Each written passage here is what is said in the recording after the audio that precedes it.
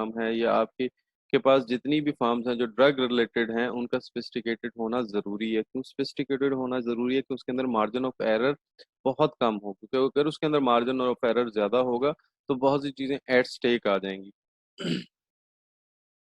Switching cost, switching cost involving supplier for input, ये हम कहते हैं ना, जिसमें हम वर्टिकल इंटीग्रेशन की बात करते हैं, तो वर्टिकल इंटीग्रेशन में ये चीज़ मैटर करती है। वर्टिकल इंटीग्रेशन में आप बेसिकली अपने सप्लायर्स के साथ मर्ज करते हैं, तो सप्लायर्स को अपनी कॉस्ट के लिए के अंदर कॉस्ट इम्प्रूवमेंट या कॉस्ट इन रिडक्शन के अंदर शामिल करना, ये भी आप कर सकते हैं अगर आप इसको देखना चाहें, क्योंकि सप्लायर को ज़्यादा बेहतर पता होता है कि कॉस्ट आपके रॉ मटेरियल की कहाँ कहाँ से कट ऑफ की जा सकती है।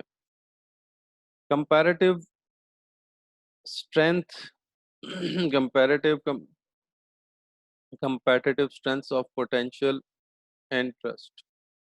जितने भी आपके कंपेटिटर्स हैं, ठीक है, उसको कंपेयर करना है। मतलब कहने का ये, अगर हम इसको यहाँ से थोड़ा सा समझें, हम कहते हैं, एक हमने हर पेंडल इंडेक्स पढ़ा था, हमने कहा HHI एक इंडेक्स होता है जो कंपेटिटिवनेस और कंसंट्रेशन को देखता है।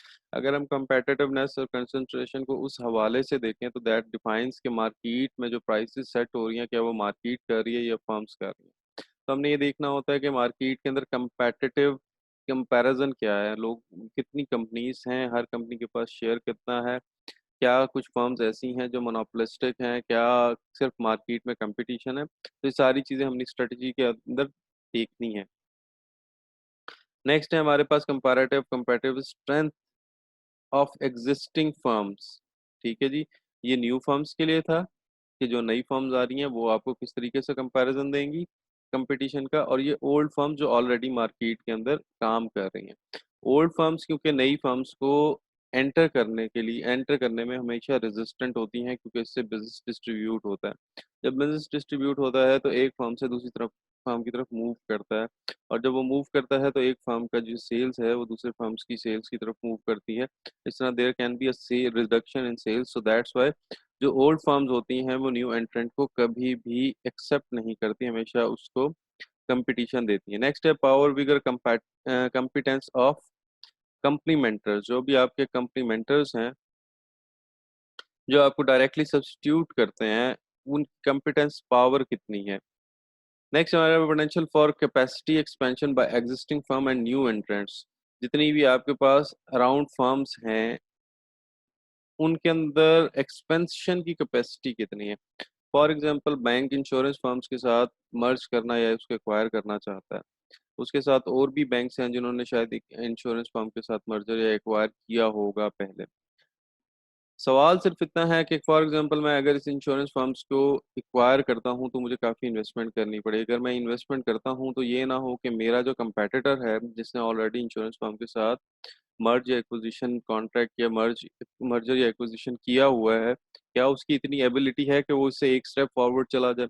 अगर तो उसके पास ये एबिलिटी है तो मुझे अपनी स्ट्रेटजी के अंदर इसका कोई इसको सॉर्ट आउट करना है। क्यों करना है? क्योंकि अगर मैं एक इन्वेस्टमेंट करता हूँ, ये ना हो कि मैं उसके मार्केट शेयर की तरफ मूव करूँ और मेरा कंपेटिटर उससे एक स्टेप और आगे चला जाए, क्योंकि अगर वो एक स्टेप और आगे जाएगा तो उसकी मार्केट एक्सपेंशन मेरी मार्केट एक्सपेंशन से ज़्यादा हो जाएगी।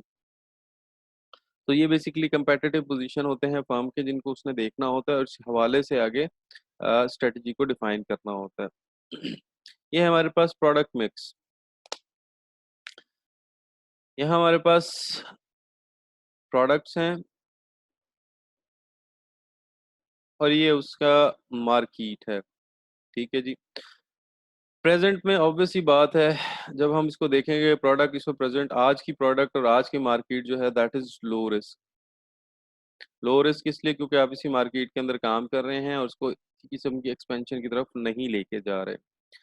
आप प्रोडक्ट को मूव करते हैं अनरिलेटेड। अनरिलेटेड से मुराद क्या है कि अगर हम फॉर एग्जांपल बात करें तो हमने कहा था एक मर्जर होता है जिसको हम कहते हैं कॉन्ग्लोमरेट मर्जर। कॉन्ग्लोमरेट मर्जर में आपके पास दो डिफरेंट किस्म की इंडस्ट्रीज का मर्जर होता है, तो उसको हम कहते हैं कॉन्ग्लोमरेट। तो ऐसी कोई प्रोडक्ट जो कि अनरिलेटेड हो और आप उसके साथ एक्सपैंड कर रहे हो, तो मार्केट का जो रिस्पॉन्स होगा वो हाई रिस्क होगा।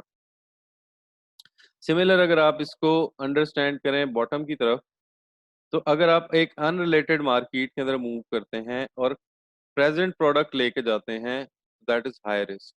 यानी एक ऐसी मार्केट के अंदर जाना चाह रहे हैं जिस मार्केट को आप नहीं जानते, उस मार्केट के अंदर जंप इन करते हैं अपनी एग्जिस्टिंग प्रोडक्ट के साथ। इवन देन हाई रिस्क है, ठीक है। अगर आप एक नई प्रोडक्ट नई प्रोडक्ट और इस प्रोडक्ट को किसी अनरिलेटेड बिल्कुल न्यू मार्केट में, यानी अनरिलेटेड प्रोडक्ट और अनरिलेटेड मार्केट में अगर उसका एक्सपोजर लेके जाएंगे तो ये हाईएस्ट रिस्क होगा। यानी आपकी एक प्रोडक्ट मुल्तान में सेल हो रही है, आप यहाँ से एक और प्रोडक्ट लेते हैं जो आप सेल नहीं करते, लेकिन एक प्रोडक्ट आइडिया वो सेल कर उठाते हैं वो प्रोडक्ट और उठा के उसको लाहौर में सेल आउट करना शुरू कर देते हैं। यानी एक अनरिलेटेड प्रोडक्ट है आपसे और एक एक नई मार्केट है। उस प्रोडक्ट को किसी नई मार्केट में जब आप इंट्रोड्यूस करवाएंगे तो वो हाईएस्ट रिस्क के ऊपर होगी। तो आपने प्रोडक्ट और मार्केट मिक्स को देखना होता है कि भाई मैं जो काम करने जा रहा हूँ, यानी जिन फर्म्स के साथ मैं काम करना या जिनको एक्वायर मर्ज करना चाहता हूँ, उनके साथ मेरी प्रेजेंट और मार्केट कंडीशंस किस किस्म की होंगी फॉर प्रेजेंट प्रोडक्ट्स और एनी प्रोडक्ट जिसको मैं ऑफर करूंगा या करना चाहूंगा। ये है हमारे पास competitive position matrix.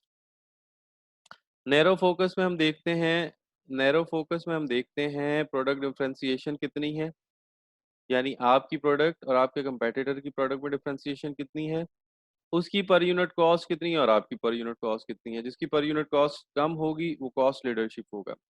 Broad range में भी हम यही देखते हैं कि आपके पास मल्टीपल अगर मार्केट्स हैं तो आप मल्टीपल प्रोडक्ट्स उस हवाले से डिफरेंशिएट कर पाते हैं अपनी या नहीं, यानी मल्टीपल प्रोडक्ट्स में देखते हैं कि आपकी प्रोडक्ट डिफरेंशिएट कर रही है या नहीं।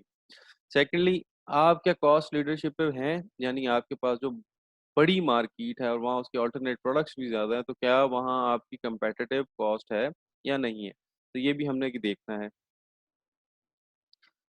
यहाँ से अगर हम निकलते हैं तो हमारे पास ग्रोथ मैट्रिक्स आता है। ये ग्रोथ मैट्रिक्स बेसिकली मोर और लेस BCG मैट्रिक्स है। बोस्टन कंसल्टिंग ग्रुप्स, ये मार्केटिंग का बड़ा बेसिक मैट्रिक्स है जिसमें हमारे पास सबसे पहले होता है क्वेश्चन मार्क। क्वेश्चन मार्क के पास आप होते हैं stars, then you go for cash cow and ultimately you become dogs. Dogs mean जहां आप कुछ नहीं कर सकते।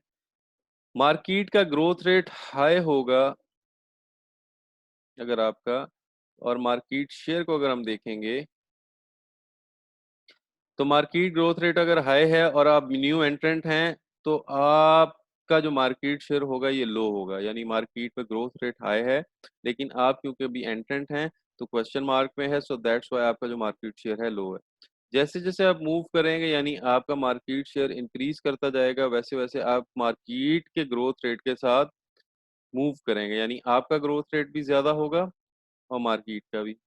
सिमिलरली जब आप कैश काउ की तरफ मूव करेंगे, आपकी फर्म काफ़ी ओल्ड हो गई है, तो अगर हम उसकी तरफ मूव करेंगे, ये बेसिकली अगर हम इसको यहाँ थोड़ा सा लाइफ साइकिल को देख लें तो life cycle of the firm is just like this, ठीक है। शुरू में आप क्वेश्चन मार्क पे होते हैं, फिर आप cash cause and ultimately jobs, यहाँ बेसिकली आपके पास क्वेश्चन मार्क होता है। तो जब आप कैश काउज की तरफ मूव करेंगे तो आपका ग्रोथ रेट कम होगा। ग्रोथ रेट क्यों कम होगा? क्योंकि आप मेच्योरिटी स्टेज के ऊपर है। ये कैश काउ वाली पोजीशन है जहां आप मेच्योरिटी स्टेज के ऊपर है, यहाँ से अब आप ग्रो नहीं कर सकते, तो देयरफॉर आपका मार्केट ग्रोथ रेट लो होगा लेकिन आपका मार्केट शेयर ज्यादा होगा। क्यों? क्योंकि आप अपने पीक ऑफ मेच्योरिटी के ऊपर है। लेटर ऑन आपके पास आएगा डिक्लाइन, यहाँ से डिक्लाइन स्टार्ट होगा। जब आप डिक्लाइंस की तरफ जाएंगे तो आपका मार्केट शेयर भी कम होना शुरू हो जाएगा और आपकी मार्केट ग्रोथ रेट भी कम होना शुरू हो जाएगी।